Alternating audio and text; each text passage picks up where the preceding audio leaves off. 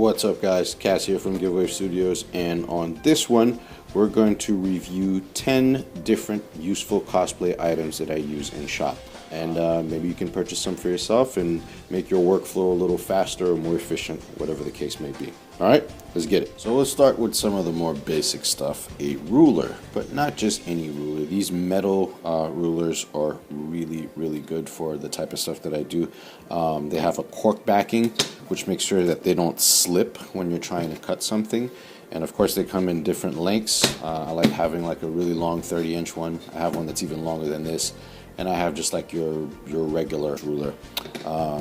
In the same kind of family as a ruler, definitely some measuring tape, something that I use a lot if I'm trying to figure out dimensions for like a chest or maybe like an arm piece or something like that. This one's really cool because it retracts and you can just kind of like put it on your tool belt or throw it in your pocket or something like that, so it's always available. And there's also this guy, which is a bendable ruler, which is super useful when I'm doing like helmets or like head measurements or anything like that. What's really cool about it is that once you've measured something, it kind of holds a shape, so you don't have to worry about something like this, for example, which is super flimsy. All it gives you is the dimensions, but it doesn't maintain the shape with the dimension. So that's pretty much it. Number 2 would be blades, X-Acto blades, retractable box cutters, whatever the case may be. I tend to have a soft spot for X-Acto blades.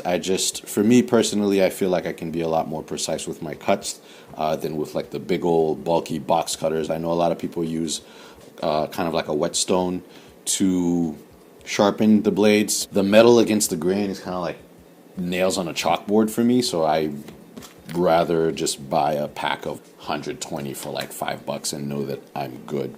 There are different types of blades, obviously, and in conjunction with our ruler that we spoke about earlier, it's great to score your foam so you can do some heat seal on top of it, and then it opens up some lines. You can also use your ruler and knife in conjunction with each other to do beveled cuts. As you can see, I have a nice angled cut, and there are some other tools you can use for that we'll get into a little later. Another type of knife is these guys. So this is really cool because it's super precise because of how it is that you hold it. It just kind of slides in your finger. You can put your finger on top of the blade, that way you're sure you're not going to cut yourself, and you can be really precise and get up close and do some super intricate stuff with this style, which is called a finger loop knife. And there's also another type of precision knife. This one is from a company called Slice. This is really cool because, check this, I can run my finger on the blade. I'm never going to cut myself, which you should not do with an X-Acto blade. Really cool thing about these ceramic blades, unlike the carbon steel blades that you usually use for an X-Acto, these just do not dull. I've been using this for a couple of months now, and it is crazy the amount of cuts I've made with this, and I have not had to change the blade, not once.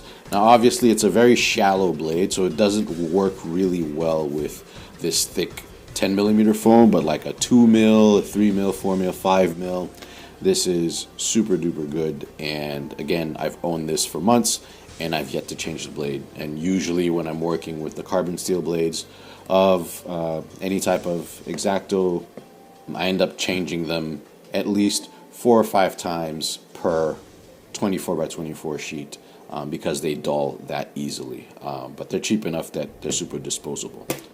Number 3 is these guys. This is a set of 3D printer carving tools or cutting tools. So this is super useful if you do a lot of 3D printing like myself, to just kind of like get into small areas and cut off little excess chunks and hanging pieces of filament from your 3D prints. So super useful. There's different blade types. There's like this angled one, That's a little chipped. I should probably get a new set or start filing these down. There's a regular straight flat one. There's one that has a bit of a V cut, so sometimes if you have like a groove inside of something, maybe your 3D print has a lot of detailed lines, you can kind of go in and dig those little bits out.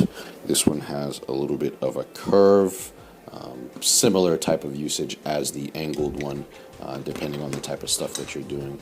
And this is also a curve or a scooped edge, but a little larger than this guy. So different shapes for different uses, but very useful little kit. I find myself using this a lot, and not just for 3D printed stuff too. This is my number 4. It looks very, very simple, but I use this all the time. This is called an awl, A-W-L. It's a leather tool usually, to kind of score your leather and mark where two pieces are going to overlap. But I find that this works really, really well for foam, and because the foam is very forgiving when you're making your props, as soon as you heat it up, whatever that line that you put down with the awl it'll just disappear. And this is much more accurate than doing it with a Sharpie.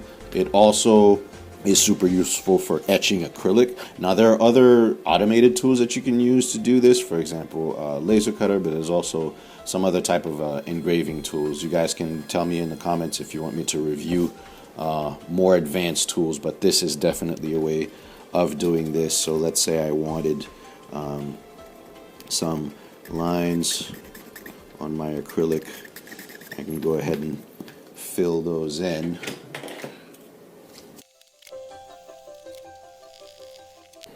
And so normally if you just have a piece of acrylic and you put a light on the edge of it, you'll get something that is called edge lighting. And I use this technique a lot, making a lot of my props, a lot of the swords. If you guys check some of the other videos, the LED katanas that I make for Demon Slayer and all sorts of other stuff is basically this process. I use a laser because I have it. So as you can see, the plastic is clear, the light goes to the edge, but there's nothing that goes through. Now if I turn this around and put it where we had our thing, as you can see, now this is lit up, and whatever other detail that I put on there is going to light up and stay there permanently. So another cool use for the awl. Alright, next up is 5, 6, and 7. These are all from the same company, but they do different things. So depending on the type of stuff that you're working on, you might need one over the other. But since they're very similar, I thought I'd cover them in the same grouping of numbers. So, piece of foam.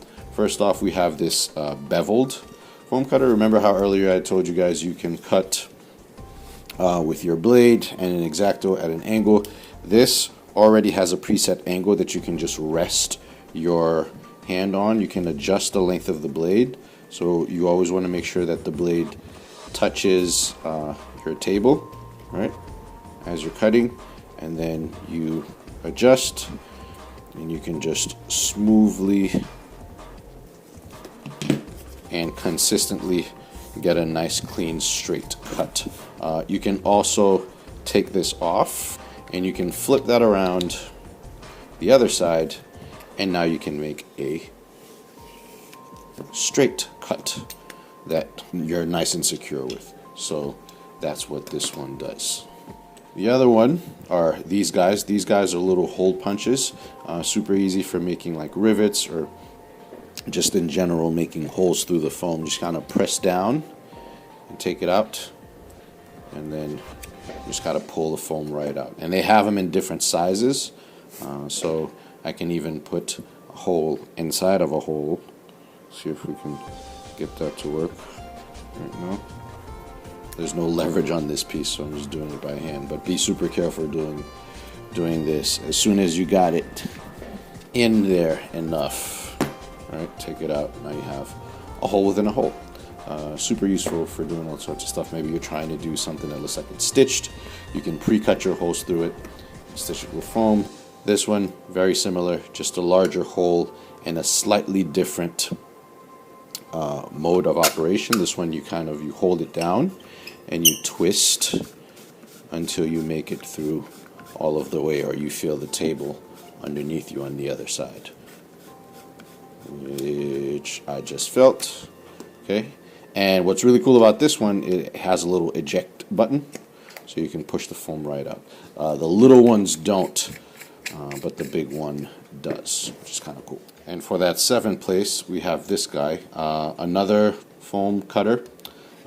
This one has a built-in ruler, so you can measure how big you want your hole to be. The only downside to this one is that whenever you're cutting, the entire edge of this clear dome has to be sitting on the foam. If you try to cut it with like half of it there and half of it not, it kind of hangs and it doesn't really work out all that well. So it's better, this is better used for cutting large holes and not smaller ones, but we're going to try anyways just to give you guys a sense of how it works. So you bring your handle all the way up, okay? You pick an area and then you just start twisting until you go all the way through. And eventually you will feel your table at the bottom. This wasn't a great cut because, again, it was kind of off the edge. It doesn't really work great in that sense, but it was completely on the foam. It would have gave me a nice clean cut. All right, so that was number 7. Number 8 is this guy. This is called a contour gauge, and this is super useful for getting shapes out of pre-existing things for a pattern. So, for example, I can put this remote here, and I can just wedge this against it, and now I have the exact contour of that remote. So if I was wanting to make a space for this and a piece of EVA foam, that's super useful. They do come in all sorts of shapes and sizes also, so clearly these guys are a little longer, okay, than the short little red one. But for example, a good example of how I would use this, so if you see this Inosuke head here, when I was trying to do the ear and I was trying to get the contour of where that ear is going to be, simply enough, let's say that I was putting the ear here, I can go and just kind of press this here, and now I know exactly what the contour of that shape needs to be so that it fits exactly on this area of the head. So lots of really cool uses for these, and it's not something that I use super often, but when I do have to use it, I am very glad that I have it on hand. Number 9 is this guy. This is a wood burning kit tool. It's basically it's an X-Acto blade that heats up, but it has different tips to do different types of stuff. I usually use this if I'm trying to do any type of wood type of texture or anything like super organic. For example, I had a Killmonger mask that I did, and I used a lot of these with the different types of tips to achieve different results and whatnot have you. So even though this is technically an electronic, it's still a very manual tool, so I added it on this list as well because I was going to do a separate one about powered tools, but I think this will pass as kind of like a hand tool as well. And coming in last at number 10, but definitely not least, pens. Yes, but not just any pens. These are called friction pens. Really interesting because what you can do with these guys is you can write on any surface. It can be foam, it can be paper, it can even be fabric. And the really dope thing about these is that the ink will disappear with heat. So if you grab a heat gun, no more ink. Same thing here on the paper. No more ink. Like magic. Super dope. These are a lifesaver when I have finished painting something and I realize that I need to add something else to it. It's great to be able to physically mark something on my prop that I know is not going to stain or mess up my paint job, and I can just turn on a heat gun and just make it disappear. So super, super useful. Definitely one of my favorite and obscure things to use when prop making are these friction pins. So those are it. Those are 10 useful cosplay related tools that I use in the shop to create all of the things that I make. This is a very different type of content from what I usually put out, but if you guys have found this useful, let me know. Maybe I'll do more of them. I can do power tools, or maybe do tools under a certain price point. Let me know in the comments if you guys want to see that type of stuff, and also which one of these would you get and which is your favorite and why. I'd love to know. But in any case, yeah, I hope you guys found this one useful. I hope you learned something from the video. I will have affiliate links in the description for all of these things. And yeah, this has been Cass from Giveaway Studios, and I'll catch you guys on the next one. Cheers.